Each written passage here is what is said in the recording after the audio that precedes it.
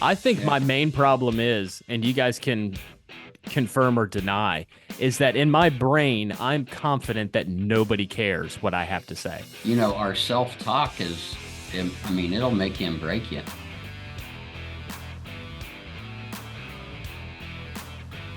The Ohio Painting Company podcast, the Summer of the White Hat, as we mentioned a couple of weeks ago. Kevin, It's Nick, fun. myself, we went. What does this even say on it again? I just dove for it because I like the design without knowing you bought the same hat. It's yeah, KCC. So I looked it up. It's a country club up in Michigan. Oh, okay. Yeah, Oh, they're so you all. both got one of those. Yeah, unknowingly, and I was bummed out because you have. Yeah, I'm serious. We're not trying to start some wear the same thing as everybody else kind of thing, but That um, is Goofy Mickey, not yeah. Goofy Mickey. Is it? Did you get it at Disney? Yeah, yeah, yeah, Very, yeah. very cool. Never been. I've been to the Disney Channel. That's about it. But It's not overrated, but it it, is overrated. okay, I understand what you mean. Okay. Nick's hat says Big Mo on the side of it, and that allows him to other side. I think it allows him to make up a Yeah. story about who Big Mo is. Mine doesn't say that. I'm bummed out. I got ripped off. Rest in peace, Mo. Yeah. All right. Good stuff. We're selling stuff. We're selling paint. You guys have people that sell stuff to you. We had them on the show a couple of weeks ago, Sherwin Williams, and then you go out and try to sell that product to folks and put that product on their walls, whether it be interior or exterior. And I want to know the sales tactic. What are you guys doing? Are you guys boots on the ground knocking on doors? Are you hanging stuff on people's doorknobs? How does it work with a painting company? Yeah, there's a lot to it. It's more of I mean, I'll say truthfully, it's been, you've got to do things. You've got to, like we've got a company called WebFX plug and actually just WebFX, but shameful plug. Right. Not shameful, but a great company that does all of our marketing and throwing that back to God. He's just blessed us, man. It's been so there have been periods of time where we've thought about door knocking. So we got door hangers and we've done some door hangers before. Wasn't a real, successful part of the company sales, but we use the web, man. I mean, it's just amazing.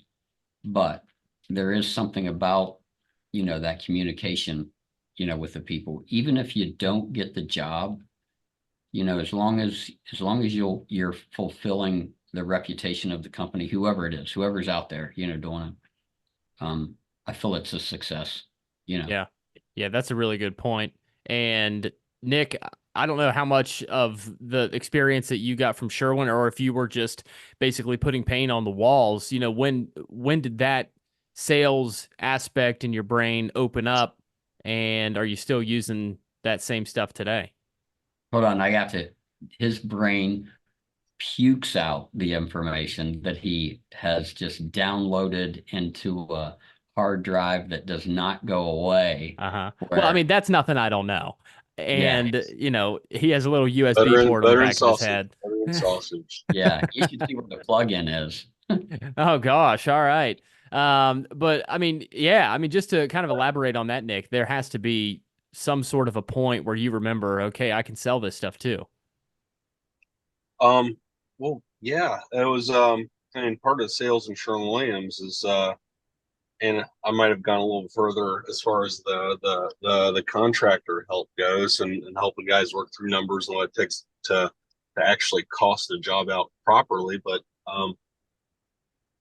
yeah, I mean, there's a I can talk. If you get me talking about paint, I can talk. It's a strange passion that I fell into, and and it's yeah, there's millions of products out there, millions of ways to apply it, and I don't know, I just kind of fell in love with the depth of it, and it's simple on the And surface and real deep. But yeah, Sherwin Williams was I'm a I'm not great for small talk, but if you get me talking about something that I know anything about or I have interest in, I'll talk forever. You sat through a lot of those painful sessions, Brett. But ultimately the sales in Sherwin Williams, their approach is educate first, and the pros know. Well, I wasn't a pro going into Sherwin Williams, but they have the resources to learn about their paints, and that crosses over to about all manufacturers. You just have to know the right name, plug it in, and products cross over. But um, we're, truth is, Sherwin-Williams paint is not for everybody. There's a reason Lowe's and Home Depot sell paint. There's a reason that Walmart has a paint department. There's a paint market out there for everybody. So in the marketing aspect of things, we might visit 10, we might visit 40 houses in a week. Um, and out of those houses, we'd love for them all to be customers, but not everybody's looking for what, the proper approach. I guess that's the simplest way to put it, and also everybody's got a budget too. Nobody knows what their budget is until the numbers are added up. And then, does our approach align with their budget, or does just simply doing whatever's going to kick the can down the road fit their budget? So that's for them to decide. And so we try not to differentiate or sell differently from one job to the next. It's going to be sold right. Each job requires something different. And I learned that in Sherwin-Williams, and Kevin just innately already knew that. That was like, part of his business model. And it was him and Devano before I ever came along, was just to get the right answers. Don't make shit up, and don't be afraid to say you don't know something, but go out there and find it. And if you're going to elevate the industry, don't do it through don't do it through BS. Like really try to do things right and elevate it, and see if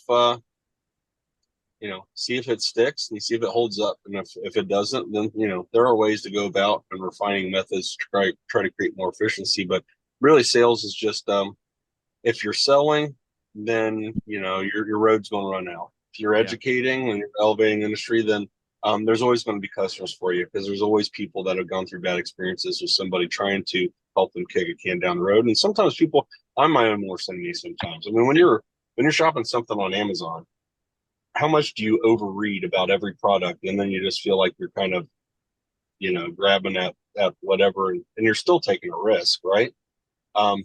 So anyhow, I mean, there's a bunch of paint companies out there, and our job is just to educate them and do the right job based on our gathered experiences and our collective experiences between Kevin, myself, and really everybody in the company. I'm not hard to convince. Like, we'll go back to the Amazon thing, because this was last week. I bought a hood insulator pad, which goes underneath of the hood to keep the heat from the engine away from the steel on the hood, job, to keep the paint from completely screwing up. So I bought this thing, and then on Amazon, I'm very easy to convince. It says this part fits your 1996 Mercedes SL 320. That's all I needed to see. Sold. Buy it. $50. It gets here, and I start putting the clips in. I'm like, yeah, this is going to be sweet. This is going to look brand new under here. And I get the front clips in, and I kind of lay it back on the hood, and there's nothing to attach it to on the back, and it doesn't fit down in the grooves. So me being completely convinced that this thing would fit was not true in the slightest bit. So I've been bit by things that, are said to be true, and they're not. But I wasn't talking to an expert. I was looking at a computer screen. When you have a face-to-face interaction with somebody, it's so much different. Oh yeah. That it all ties into, you need a source for leads and to reach new people. And so, and if, we say stay curious. Well, part of that is, how do we get more leads? How do we do it ethically without, encroaching and basically soliciting ourselves that, on a house that our services might not be wanted. And so we've tried several different approaches, but ultimately it comes down to, your track record, the quality you leave behind. And, a lot of people come in by way of the web. And really, that's kind of the modern referral system. It's you can get slandered online very easily, and I'm sure there's a couple things out there on us, and maybe some things we've done wrong or tried to fix, and other things. I mean, just because people have had a bad day. But ultimately, people do the research and due diligence, and they come in by way of lead sources, and really the strongest ROI you'll ever get is doing a job right. Because people still talk, and they are happy to refer, even to their friends and family, let alone online and a review. Those are a lot harder to get than you would imagine. just because we're inundated. I mean, we're all inundated in our email from any transaction we have, whether it's Burger King or your hospital, or I mean, it goes on and on. Everybody wants feedback and wants ratings. So I mean, it's really hard to get that online review. But people, though, in conversation, they're happy to hand our name out, and they might come in through the web because that's just it's an easy portal for them to gain access to us and our office and our resources. And so it's a accumulation of a lot of efforts and grinding and staying curious and trying new methods, but also sticking to the tried and true ones, which is just do it right. Kevin, have you Yeah, ever seen have you ever seen Oh Brother, Where Art Thou? A couple of thousand times. and then turned him into a horny toad. Yeah, exactly. Right after that, they met up with John Goodman, his Oh, character, who was the yeah, Bible salesman. yeah. And this guy, John Goodman, in the form of a probably 25-year-old kid, showed up at my house last night at 8:50 p.m. trying to sell books. And he has his backpack, he has his iPad, he has somebody standing off probably, just a little bit down the sidewalk in case I'd try to take a swing at him or something for showing up my house at 10 till 9. And he was like, "So you're the dad of the house, aren't you?" And he's like, got this. He's got I'm like, "Yeah, I am." And he says, "Oh, yeah, that's nice to meet you." And I mean, I'm just thinking of John Goodman. He goes, "Sale," he's big, doesn't stop talking. He's got an answer for everything. And he is interested in selling early educational material. And I'm like, "Oh man, I'm just thinking it's time for bed. I got to get up and do the news at 5 o'clock in the morning. I'm not dealing with this right now." But if you're wondering, I started writing the show notes for this episode immediately after that happened. That's why most of this is about door-to-door sales. And like I'm like, okay, this has happened before, and I just got my checkbook out and bought 3 candy bars. And this guy wants to come in, he wants to sit down, he wants to take us through this catalog of books that he has. And prior to me saying no at 9 o'clock at night, I said, "Do you have a business card or anything? That way I can contact you to set something up," which to any good salesman means I'm not going to call you back ever again. Please just go away. Um, and he's like, "Well, I mean, I'm on Facebook. If you want to grab your phone and follow me there." He wants to watch me do it. And I'm like, "Okay, let me go get my phone." And I was like, "What's your name?" And so I get back in the house, I get my phone, and I'm so what's your name on Facebook? He tells me. So I type it in there, I find it, and I click on it, and immediately I know he wants to see me press follow or send friend request. And I said, "I'm going to take a look at all this and get back with you." And it's just, I mean, he was pushing hard. He wanted to come in, and he like grabbed his backpack. Like he took whatever sales course. He knew all the motions to get me to say, "Yeah, come on in. Let's take a look at these books." And I mean, it reminded me of that John Goodman character so much. And this kid was in his 20s, and like he's already Wow. got it. And Yeah. he was okay with accepting a no, but I'm expecting him to be knocking on the door again very, very soon. So Wow. you guys don't do door-to-door sales, but um, if you There's a did, would market. you go for it? What? There's a market. I mean, there's a company that's a monstrosity compared to us, Yeah. and they are tearing it up in the Twin City. Yeah, Okay. and that's how they get a lot of their leads. Interesting. Different thing. We've actually got, I mean, and we could go that route, but we've got Devana at the Realm, and then we've got a guy that takes care of everything. So he just has to report to her what's going on and making sure that everything's cohesive, with the owners, with the group of us. And it's pretty impressive now. But back when we first started, I mean, we were smart enough to get a website back in the day, and we actually went with a company out of Canada that really did a good. I mean, like everybody's always been impressed with our website. I don't say that to gloat. I'm just saying that's just we try hard, Mhm. and I mean we just always have. So anyway, the money spent though on, let's call it, false advertisement, not from us, but from the companies being just no good at all, Mhm. to having a go-getter and watching him grow so big that, you know, we were just nothing anymore, you know, because he was just inundated, you know, all day long with everything that was going on.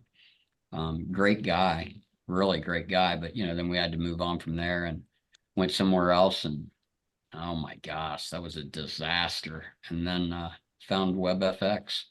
I don't know who found them, but, you know, if it was Nick, Devonna, or I, but man, it was night and day. I mean, they are true to their word, and um, are there flaws? Sure, but man, they're just on it. They Yeah. really are. So, you know, we've really been blessed. But the word of mouth thing, you know, that I guess hasn't really been hit on, but kind of vaguely with what Nick was saying. Just yesterday, I was collecting a check, and it was a pretty big job. And, you know, the lady said, "Oh, no, no, no, no. It's a job that we're about to do. This is a 20, $30,000 job, $30,000 job."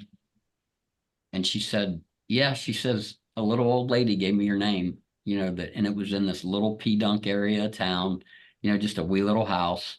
But the lady was so picky, it wasn't funny, right? And we cater Mhm. to those. Right, of Um, course. but anyway, but yeah, so some little old lady, you know, got us this 30,000 plus, you know, job that, you know, they couldn't stop talking about her and about how she was talking about us. So it's really good. But, you know, but in saying that, if you're wanting to grow, um, our philosophy, my philosophy, maybe not Nick and I's, by the time we had really, you know, gotten together, but for the longest time, it was word of mouth. You know, if somebody called me, the yellow pages, most people don't even know what that is, but anyway, but the yellow pages, you know, everybody, I'm like, no, it, I'm doing good. You know, word of mouth is doing, wouldn't you want more business? I got more business than I can handle, you know, but it was just Devon and I. Um, it's good to a point, you know, of growth, but if Mhm. you really want to move it on, I'm going to plug them again. WebFX, man. This is not about them at all, but I mean, man, what a stellar company! Like really backing themselves up with, you know, well, just like we do. You know, we've Right. got a Domino's that we're painting right now, and it needs a third coat on the red because it looks like crap. This guy's giving us. I mean, I don't know the dollar amount, you know, of work already, you know, and he's got more dominoes. And are we going to go fix that red tomorrow? Oh yeah, we're going to fix that red, you know, because it's what we do as a company, you know. Will we work out the details if it's going to be more money? Yeah, we're going to work it out. But if there's a hesitation, if they feel like, you know, something wasn't whatever, we normally balk, and we're fine with it. I mean, you know, Mhm. it's that's hard because Nick is the money guy. I mean, like he wants the charge. You know, if it's applicable and it's on the contract and it says no, then no. You know, no means no, and if it's yes, it means more money. Mhm. But sometimes you gotta go a little bit. You know, you got to waver a little bit to keep those customers. But that customer will, you know, again continue to, you know, sing our praises.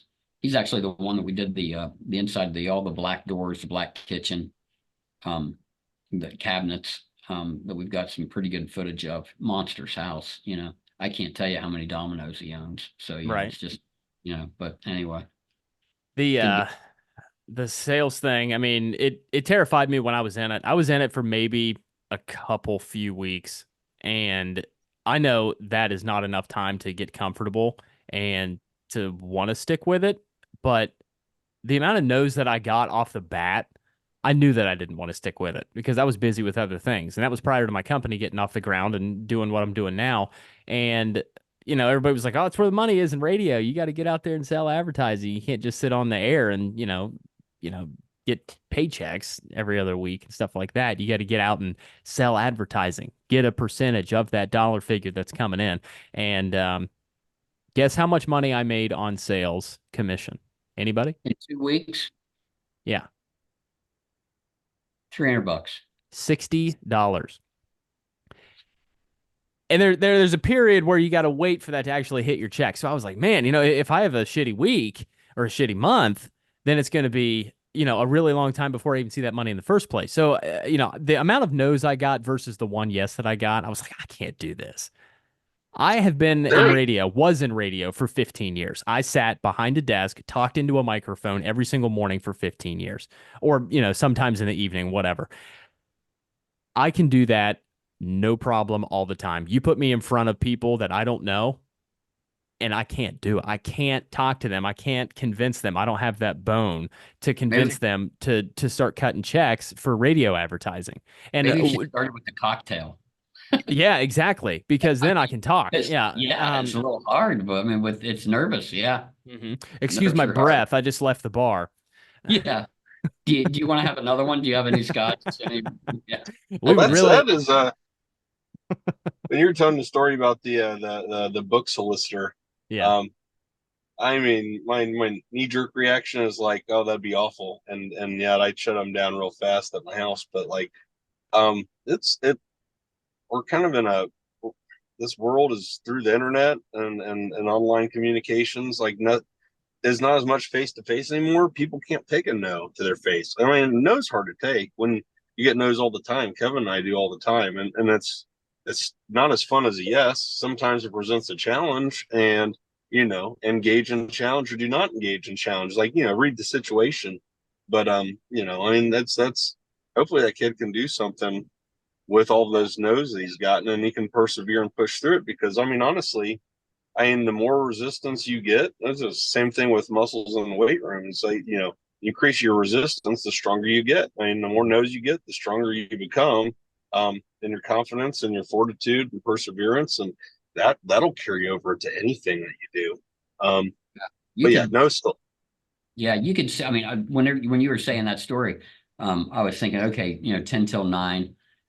He either just came off of a great sale and he was out there saying, okay, I'm going to get one more in before the evening. Right. It's a Or, gambit. yeah, or he had a horrible day and the guy waiting in the driveway was like, don't give up. You got 5 more minutes, try it again. I think it was So, his little and sister, to be completely honest with you. She didn't look any older than him. I don't really that's know. all. I think she was his muscle, honestly, in case I tried to, flip him over the banister on the steps going down. Mom, somebody's got Johnny. 911, 911. Yeah, exactly. Good luck finding us out Hey, here. Siri, where are you? He's a goner, folks. Yeah, I'm fully expecting him to show back up. Back to the thing about me not being able to talk in front of people. There have been situations where I had to do like this right path event, and there was maybe 90 middle school kids, probably not even in middle school yet. It was this thing about talking, oh, when I was your age in sixth grade, I didn't know what I wanted to do with my life. That was the theme. You're not supposed to know what you want to do in your career at this point. Enjoy being a kid. And it was, the opportunity is going to present itself. I locked up so bad up on stage with this thing. I did get a free Smitty's pizza after that, so that was worth it. But it Oh, was it was so bad. And then to come off of that, they put me up in front of 900 people at People's Bank Theater, and the lady was like, "You need to go up and do 5 minutes to open this show."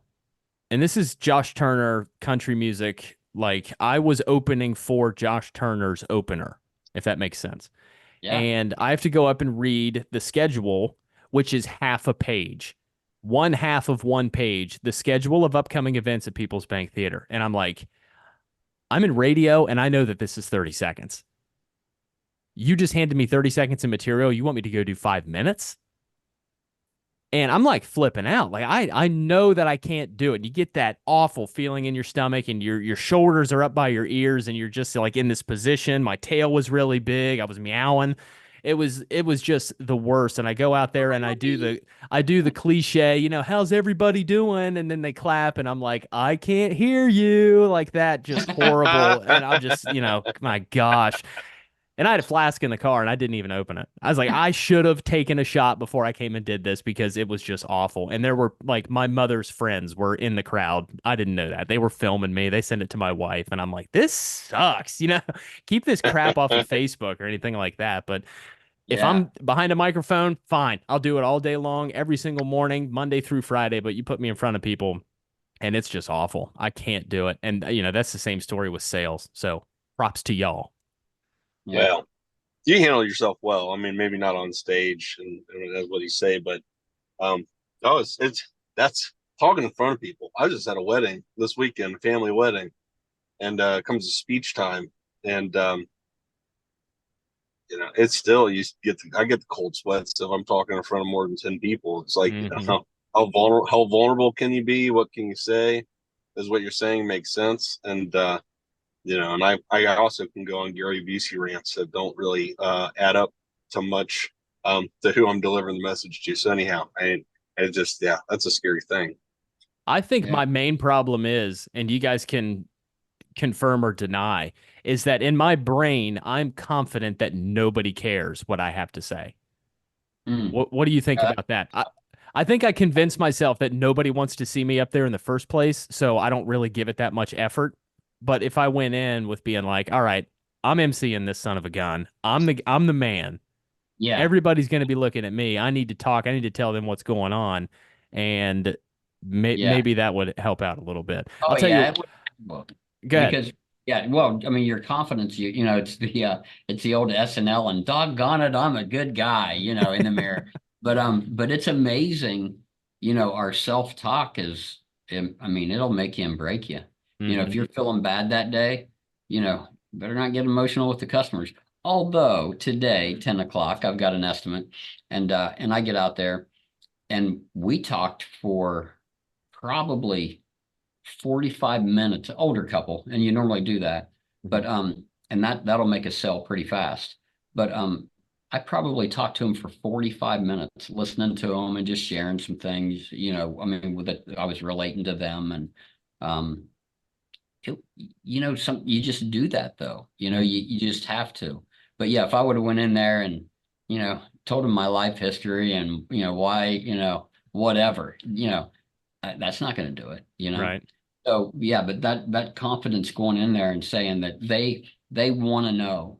And when we look, some people, man, it's weird. You'll go to the driveway and they'll be like, "Oh, yeah, you're him," because of these silly podcasts or YouTubes or whatever. You think you think we could get our house on there, or what? Just and it gives you confidence. It's kind of cool, Hmm. but then you think of three other houses you just trashed. No, you know, it's like, oh man, what if, yeah, whatever. We tear down the tree or whatever. Yeah, it's Um, funny.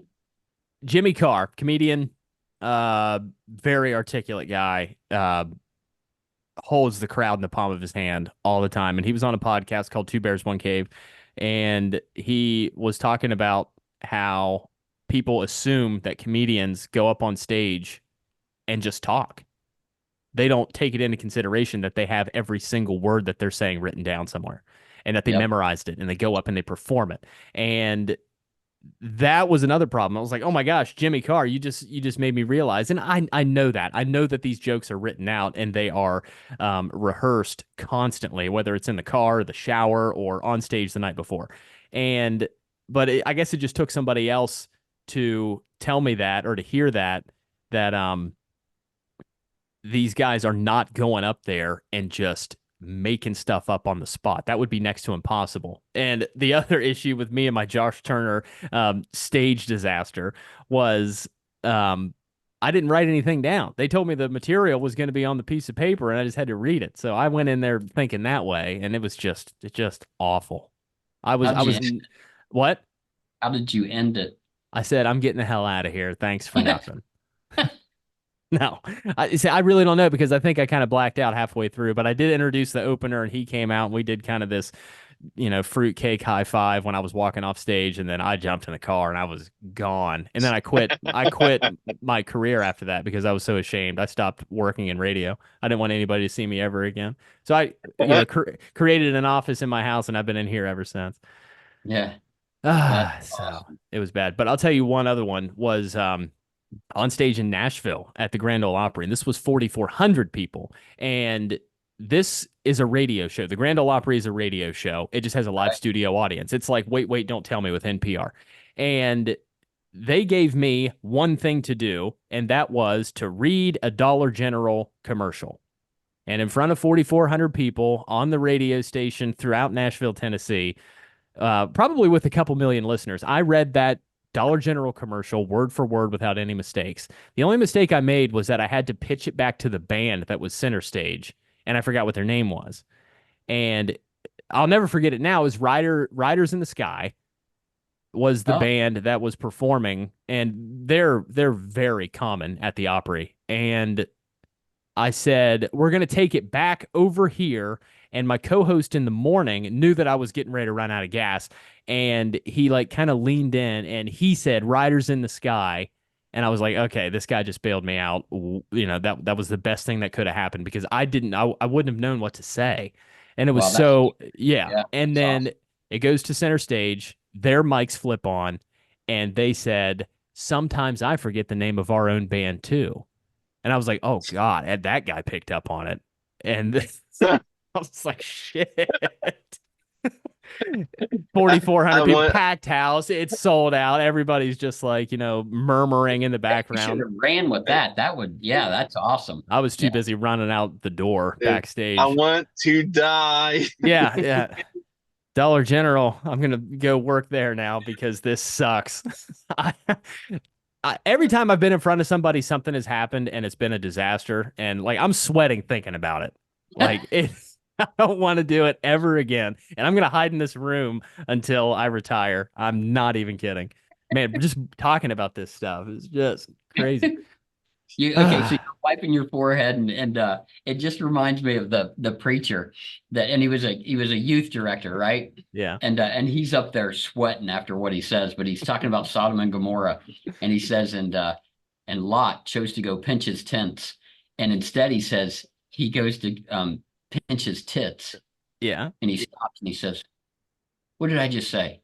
He says, "I said tents. I said tents, and you heard nothing else." And then he's like, do I still have a job? And he's like, and so he goes back to, he's like talking about it or about the lesson, and everybody's laughing. And he's like, man, stop laughing. He says, I mean, just on and on. But yeah, that dude, I'm sure he's very famous right now, just Oh, because, I mean, I cannot even imagine the amount of views that, have been hit on that. But you've never heard that before? I haven't. But Now, it reminded me of the Putin Zelensky moment just a couple of weeks ago. So, man. All right. I got to get off here and go dry off, honestly, because I'm freaking out. I need to smoke a cigarette or something, to be completely honest with you. And I don't even smoke. Guys, yeah, thanks for chatting with me about sales. And as we peel off from the normal topic, it's one of my favorite things to do and just start talking about, what we talk yeah, about. So, yeah. yeah. Thank you guys. We'll talk to Thanks, you Brett. next week. It's the Ohio Painting Awesome. Company Thanks, Brett. podcast. Right here, wherever you find us, be sure to give us a like and subscribe and a review if you feel it's necessary. But we'll be talking to you next week, guys. We'll see you.